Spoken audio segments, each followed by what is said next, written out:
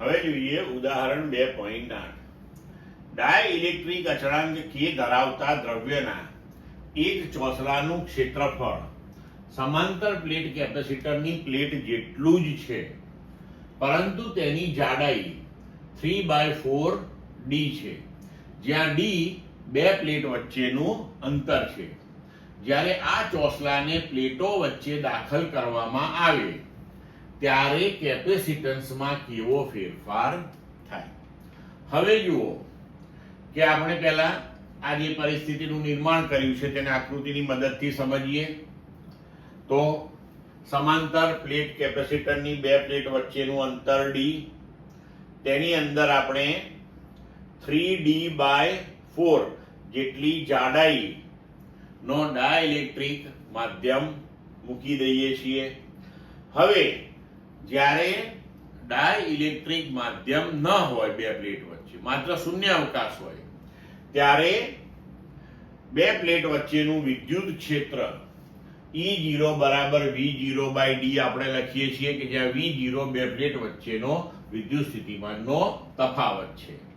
હવે જો તમે ડાઇલેક્ટ્રિક માધ્યમ મૂકો તો ડાઇલેક્ટ્રિક માધ્યમની અંદર જે વિદ્યુત ક્ષેત્ર છે એ શૂન્ય અવકાશમાં જે વિદ્યુત ક્ષેત્ર હતું એના 1/k ટાઈમ્સ થઈ જતું હોય છે. તો હવે આ ડાઇલેક્ટ્રિક પદાર્થની અંદરનું ક્ષેત્ર આપણે લખી શકીએ E બરાબર E0/k. તો હવે સ્થિતિમાનનો તફાવત જે છે એ કુલ કેટલો થઈ ગયો બે પ્લેટ વચ્ચે? તો કે જે વિભાગમાં શૂન્ય અવકાશ છે એ વિભાગમાં આપણે V1 લઈએ અને જે વિભાગમાં આપણે ડાઇલેક્ટ્રિક પદાર્થ ગોઠવ્યો છે ત્યાં સ્થિતિમાન V2 લઈએ તો બે પ્લેટ વચ્ચેનું કુલ સ્થિતિમાન થઈ ગયું V1 plus V2. હવે V1 બરાબર આપણે લખી શકીએ E0 into d. d એટલે કે એ શૂન્ય અવકાશ વાળું જે માધ્યમ છે એ માધ્યમની જાડાઈ. પણ હવે અહીંયા આગળ એ જાડાઈ d નથી, કેટલી વધી છે? d/4. તો આપણે અહીં લખ્યું E0 into d/4. તેવી જ રીતે V2 કેટલું? તો કે ડાઇલેક્ટ્રિક માધ્યમમાંનું વિદ્યુત ક્ષેત્ર ઇન્ટુ એની જાડાઈ. તો હવે જાડાઈ કેટલી છે? 3d/4. તો E into 3d/4. તો હવે E0 into 1/4d અને E બરાબર E0/k મૂકી દીધું તો E0/k into 3/4d. હવે આપણે અહીંયા આગળ V બરાબર E0d કોમન લીધું તો 1/4 પ્લસ 3/4k મળ્યું આપણને. તો હવે અહીંયા આપણે લખી શકીએ કે E0 into d બરાબર પાછું V0 આપણું, બરોબર છે? અહીંયા જુઓ આપણે લખી શકીએ V0 બરાબર E0 into d. તો આપણે લખ્યું અહીંયા E0d બરાબર V0, અહીંયા લસા લઈને આપણે લખ્યું k plus 3/4k.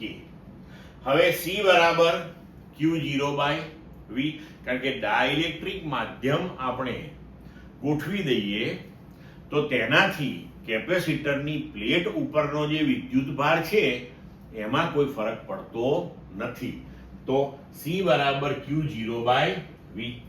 તો હવે Q0 V નું મૂલ્ય આપણે મૂકી દીધું V0 into k plus 3 એટલે કે છેદનો છેદ આપણે ઉપર લખ્યો 4k. હવે Q0 upon V0 પાછું શું થયું?